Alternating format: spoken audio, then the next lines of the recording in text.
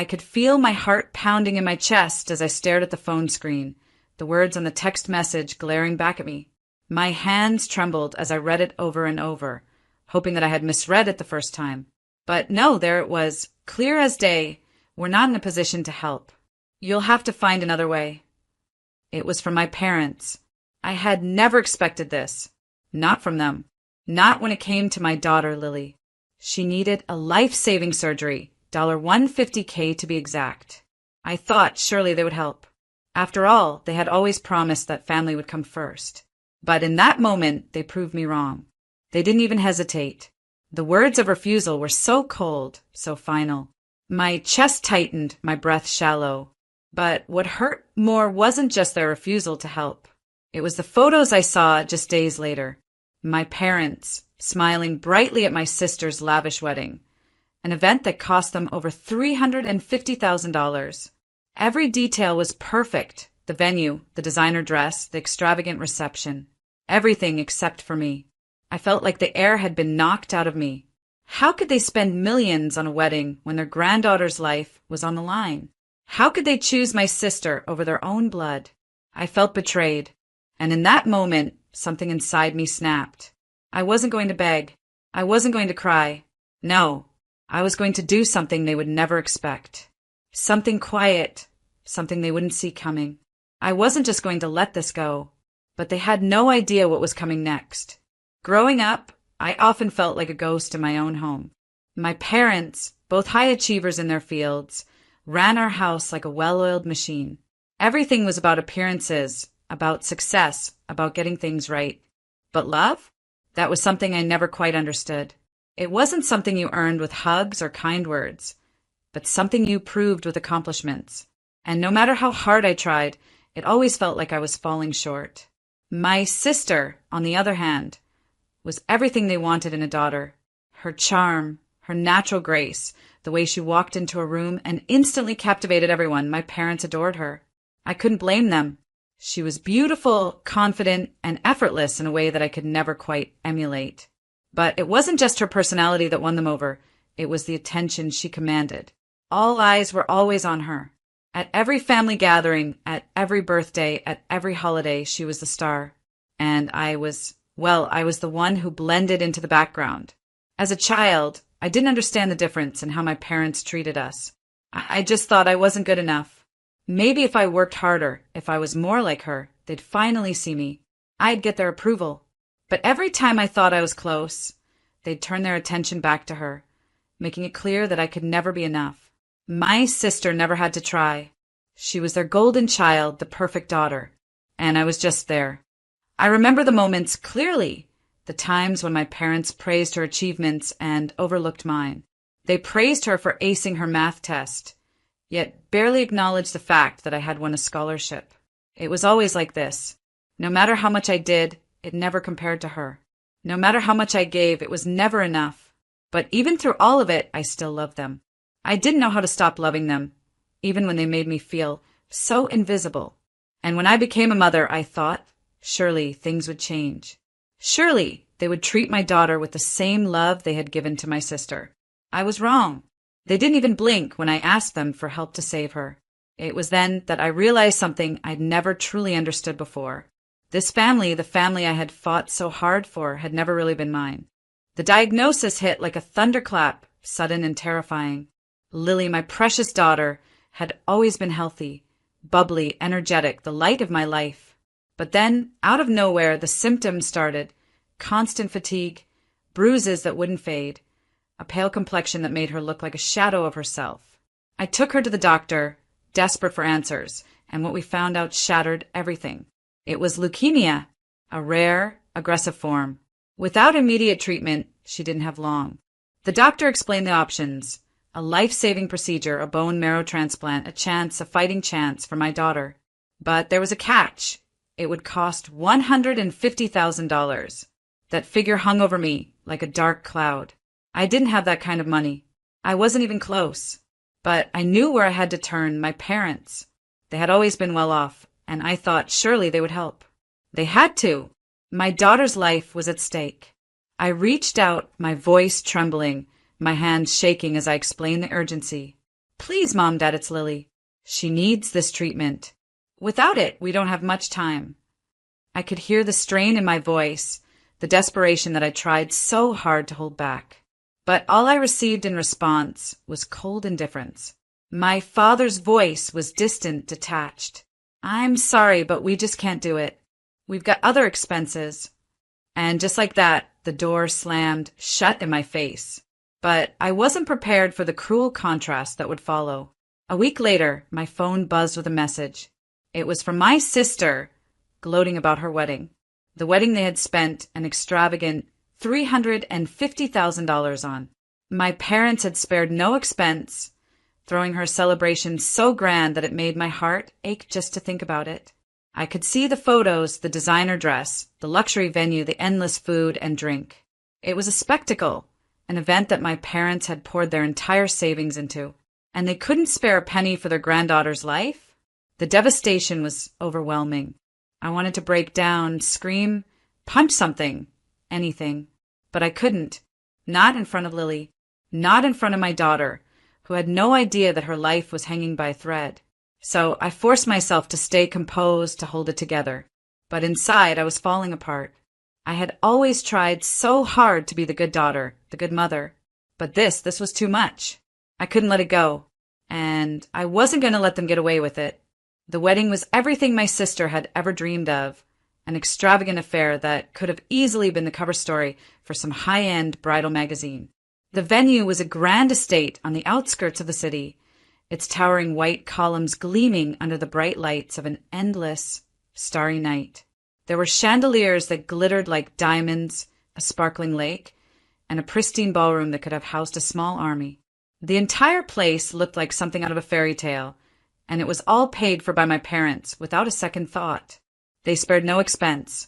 My sister, wearing a gown that looked like it had been designed by the gods, floated down the aisle as everyone watched, captivated. The dress sparkled in the light, the veil trailing behind her like a shimmering cloud. There were endless rows of roses, perfectly placed in crystal vases. The tables were draped in silk linens, and each guest had a personal waiter assigned to them. The food was endless: lobster, truffle oil, foie gras. Champagne flowed freely all night long. There were performances, a live band, and speeches that praised my sister's every achievement, her every triumph. And there I was, sitting at home in a tiny, rundown apartment, waiting for a call. Waiting for help that would never come. I kept hearing about the wedding through my phone, texts, posts, even phone calls from relatives gushing about how beautiful everything was, how perfect my sister looked. But I couldn't bring myself to watch it. I couldn't stand to see how, once again, my parents had poured all their love, all their attention, and all their money into her while I was left struggling. As the days went on, the photos came flooding in. First the wedding, then the honeymoon, and soon, gifts, flowers, thank you notes. Everything was a celebration of my sister, a never-ending parade of her happiness. My parents sent me a message, of course.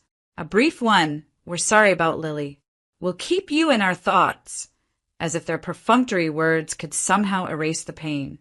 But I knew, deep down, that this wasn't just about the money. It was about something deeper, something that had been a part of our family for as long as I could remember. The favoritism that had always been there. As a child, I could never escape it. My sister had always been the one who got the extra hugs, the attention, the praise. I had always been the one standing in the shadows, watching as my parents doted on her and neglected me. I remember once when I was about 10 years old, I worked so hard on a school project, a science fair that I was certain would impress my parents. When I came home, proudly holding my display board, my dad barely looked up from his newspaper. "Oh, that's nice," he said absently, not even giving it a second glance. But when my sister came home with a report card full of A's, my mom hugged her, telling her how proud she was, how brilliant she was. I never got that. I never got that acknowledgement, that recognition. And now, here I was again, standing alone, left to fight for my daughter's life while they threw money at a celebration that would be forgotten in a year. The anger, the betrayal, the years of emotional neglect hit me all at once. And I felt it then, deep in my gut, the realization that I had been nothing more than an afterthought to them my entire life. But I wasn't going to let this go. Not anymore. The pain in my chest was unbearable, but it was nothing compared to the turmoil inside my head. Every day, I wrestled with the urge to confront my parents, to scream at them for what they had done. They had turned their backs on my daughter when she needed them the most. How could they be so blind?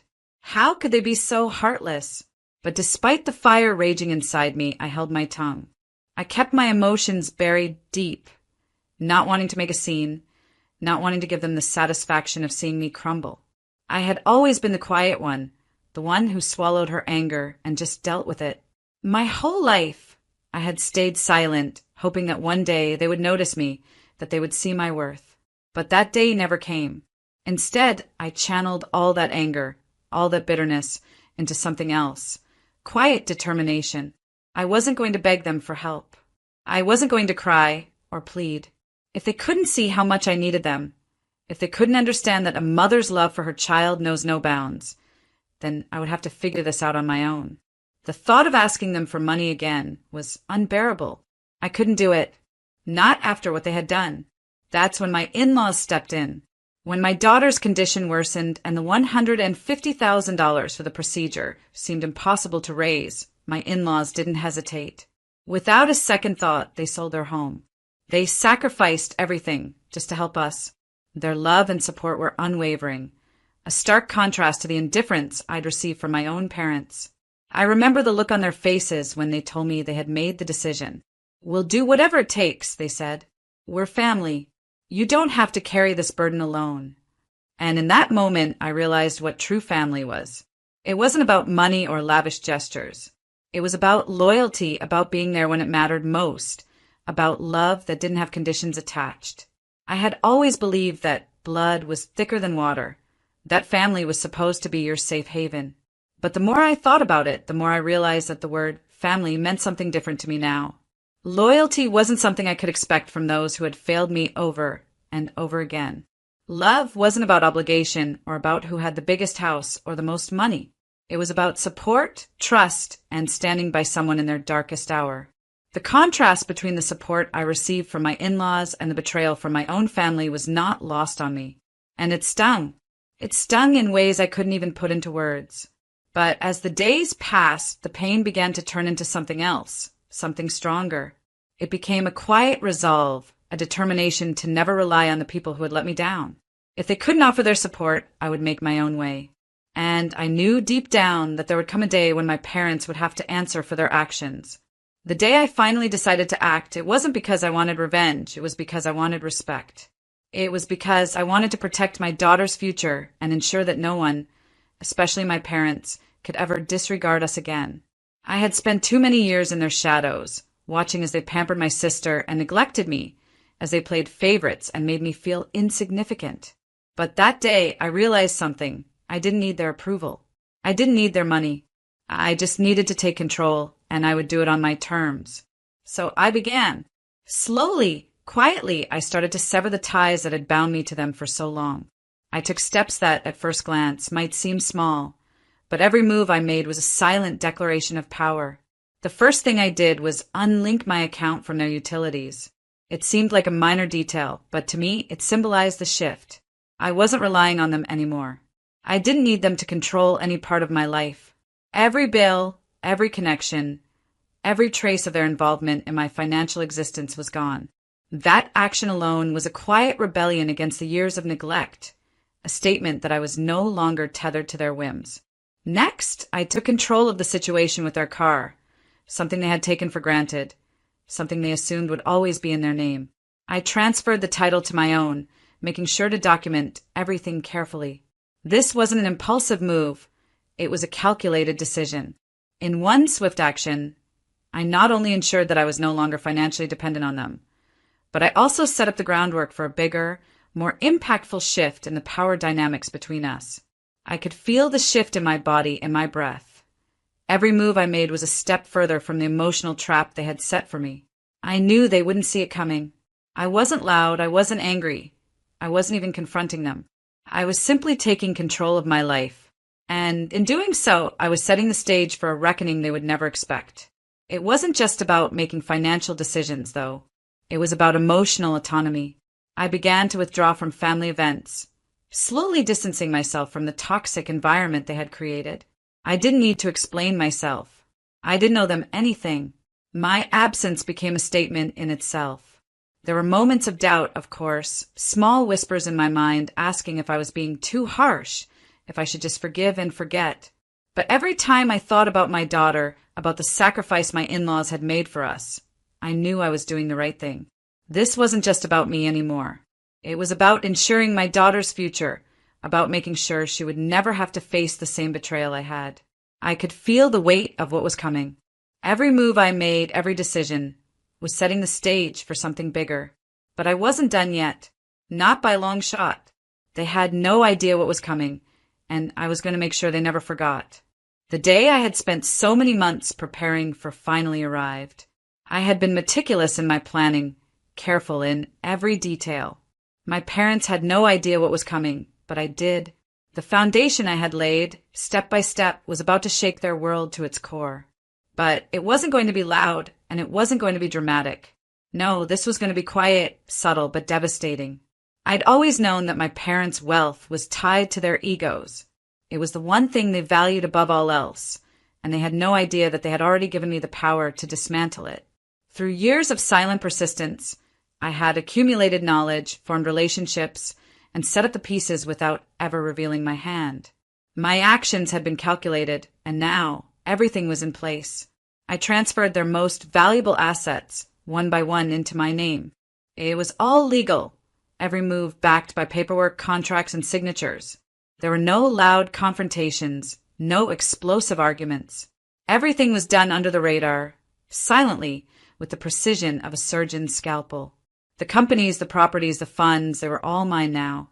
They never suspected a thing, never imagined that the quiet daughter they had neglected for so long could execute something so calculated. As I sat in my living room, staring at the numbers on the screen, I felt no triumph, no victory lap. It wasn't about the money. It never was. I had set out not to destroy their lives, but to reclaim mine, to show them once and for all that I wasn't their pawn, that I was strong, capable, and in control. When they found out, and they would be devastated. But I wasn't going to be there to witness it. I wasn't going to rub their faces in it. That wasn't my style. They had already lost what mattered most: their respect for me, their family, their dignity. The money was just the vehicle that got me here. I watched in silence as the ripple effects began to hit them. It was subtle at first. They started questioning their finances, wondering why things weren't adding up. It wasn't until they tried to access their funds, the ones they'd spent their lives building, that the truth hit them like a ton of bricks. They couldn't reach it. They couldn't access the wealth they had assumed would always be theirs. My parents, who had lived their lives thinking they could do whatever they pleased, now had nothing. No empire, no safety net. Just an empty shell. I didn't feel a rush of anger, nor did I feel any joy in their suffering. I didn't care about watching them squirm. What mattered was that I had reclaimed my dignity. I had taken control of my life, my daughter's future, and I had done it with silence, with dignity, and with unwavering resolve. Looking back, I couldn't help but reflect on the journey that had led me here. I thought about the pain, the betrayal, the years of feeling overlooked and ignored. But more than that, I thought about the growth. I thought about how far I had come from that vulnerable, desperate woman who had pleaded for her parents' help. I had transformed. I was no longer a victim. I was no longer the daughter who begged for scraps of affection and support. I had become someone stronger, someone who had taken her power back. In that moment of reflection, I realized that my revenge wasn't really about my parents at all. It wasn't about hurting them or watching them suffer. It was about showing myself and my daughter that I had the strength to overcome anything. That no one, not even family, could ever take that from me again. As for them, they would never be the same. They might never understand why I did what I did, but it didn't matter. Their lesson had been taught in the only way that truly mattered. The phone call came unexpectedly. The name on the screen was all too familiar. My parents. It was a number I had blocked for years, but here it was, flashing on my phone, demanding my attention. For a brief moment, I almost didn't answer. The weight of everything that had led me here, the years of silence, the moments of betrayal, all came rushing back. But curiosity got the better of me, and with a deep breath, I swiped to answer. Their voices were shaking, trembling with a desperation I had never heard before. It was strange. My parents, the same people who had turned their backs on me when I needed them most, now sounded like lost children. Weak, broken, vulnerable. They pleaded with me, their words stumbling over one another as they tried to explain themselves. Please, honey, we didn't mean for it to go this far. You have to understand we were just trying to maintain our lives, our legacy. We didn't think you needed us, but now we have nothing. Please, we need you. The words were hollow. I could hear the panic in their voices, but there was something else there too, regret. But I couldn't bring myself to feel sorry for them. Not after everything they had put me through. They had let my daughter suffer. They had abandoned me when I needed them most. And now they were paying the price. It wasn't a price I had inflicted upon them. It was the natural consequence of their actions. I took a deep breath. I had prepared for this moment, knowing it would come eventually.